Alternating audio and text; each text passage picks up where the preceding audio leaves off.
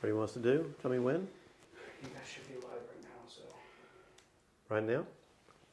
Okay.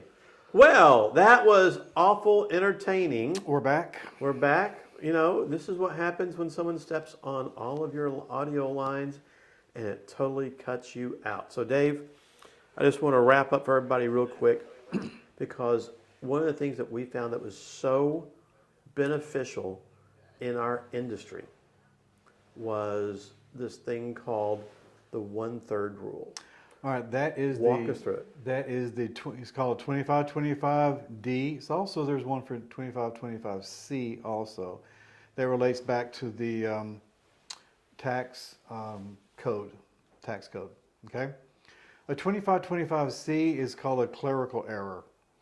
Whenever there is a mistake made on by the appraisal district on your square footage, on your acreage, on description, they have the wrong type of house, could be wood or instead of brick or something like that. They can go back, they can correct that and go back 5 years and make adjustments to your value. You get tax refunds, all that's good. Okay, that's 2525C. And if you want to protest that, you just send a letter to, again, the Appraisal Review Board. There's also 2525D. That's when you did not protest your property on time, but it is overassessed by 1/3. And if you buy the house at a certain value and you missed your date and it's over 1/3 assessed from what you can prove, then you can send your protest letter to the ARB asking for a hearing for specifically a 25.25.D hearing because your property is overassessed by 1/3. Okay, stop real quick. I've always been of the opinion you take your value, $100,000, divide it by 3, multiply by 2. Divided by... And you're telling me that's wrong. Right. They're looking at it right now. Take your $100,000 assessed value, divide it by 1.33, and that comes up with a value. So you're telling me that $75,000 is a third of $100,000? What is wrong with this picture? The math doesn't work. I'm sorry. That's what it is. Are you serious? Yes. So if you bought your house for $79,019, you would not qualify for 2525D. You have to wait until next year. Now, that's the way that DCAD, Dallas Central Appraisal District, values theirs. Other appraisal districts may value it differently. In fact, So maybe you got to ask, right? Yes. Okay. So here's what I love about this. You can protest taxes for only 30 days, and if you snooze, you lose. Yep. Now, you buy a house in November. You buy it at an awesome price because it needs everything in the world, but it's way overassessed. It's being assessed for $400,000, and you bought it for $200,000 because it needs $80,000 of work. Got it. Mm-hmm. Okay. So right there and then on your settlement statement, it looks like you're 50% of value. Right. So long as you can, but you can convince them of that. So you send in a request to do a protest for a 2525D tax protest. They're assuming that that bad condition is what the property looked like back on January 1st, 11 months ago. Right. Yes. So got that January 1 date. But the key is understanding that if you meet the requirements of 2525D, as we say, meaning it's overassessed by a third. You can protest anytime up until January the 31st of the following year. Up until taxes are due. Yep. And understanding that can save you thousands and thousands and thousands of dollars. One house, it's awesome. 10 houses, even more awesome. Yep. But no one thinks about this and takes the time to understand this.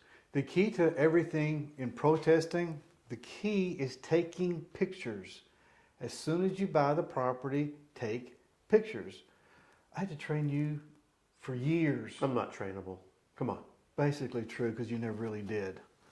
But you got to take your pictures as soon as you buy it. Okay. Get your list. But to wrap this up, because we kind of had to cut things short with the total cut off of everything, which is understandable, is this is how you can really save some money. And the more houses you do, the more money you can make. you're not always going to be successful at doing it. No.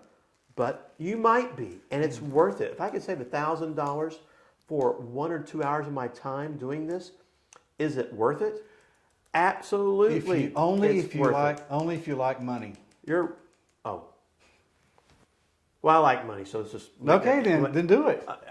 If you don't like money, it's one of my then don't worry faults. about it. I got it. I like to eat also, and money and eating kind of go hand in hand, I think. So, But as you do this stuff, Dave, it's learn the basic premises.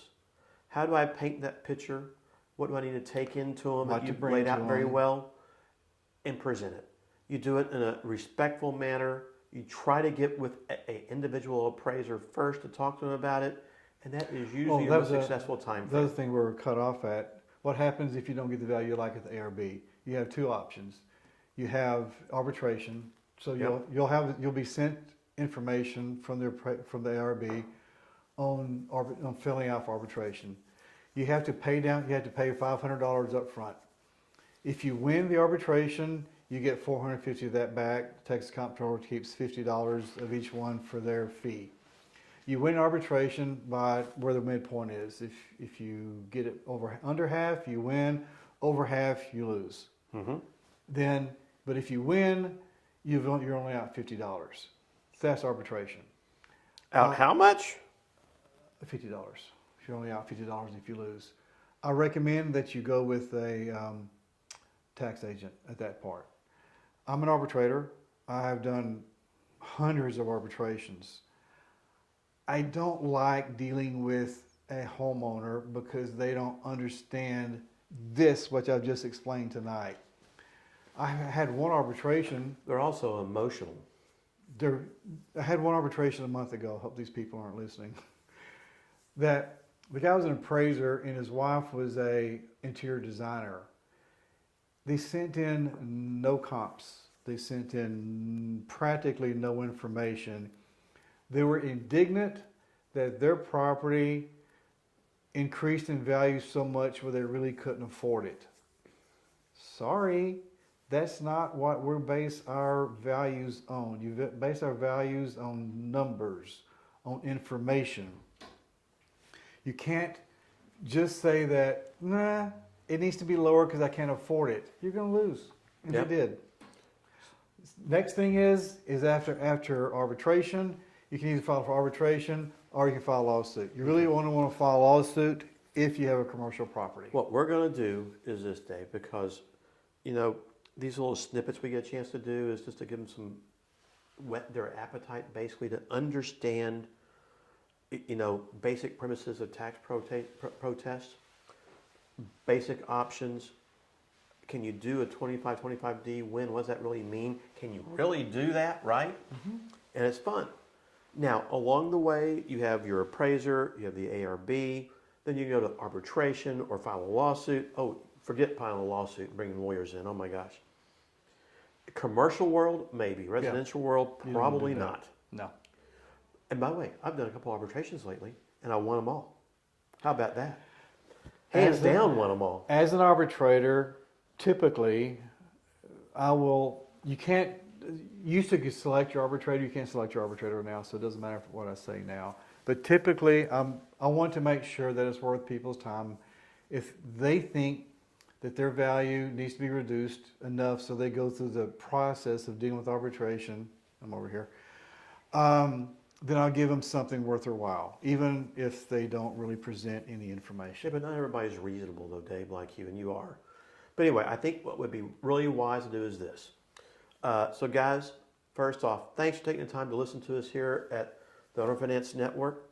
Next, if you have a question for Dave, you can reach him at Dave, D-A-V-E, at ARANT, that's A-A-R-A-N-T, realty.com. That's on the slide. It's on the slide up there right now.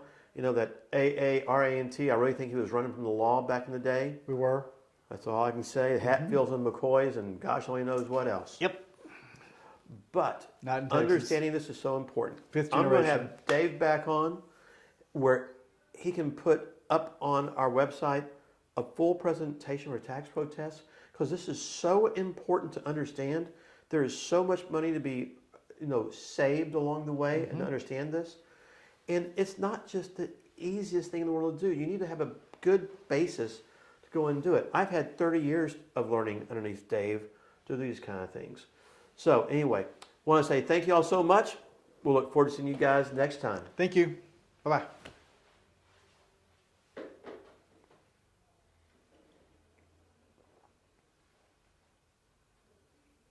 Can you pick his nose yet?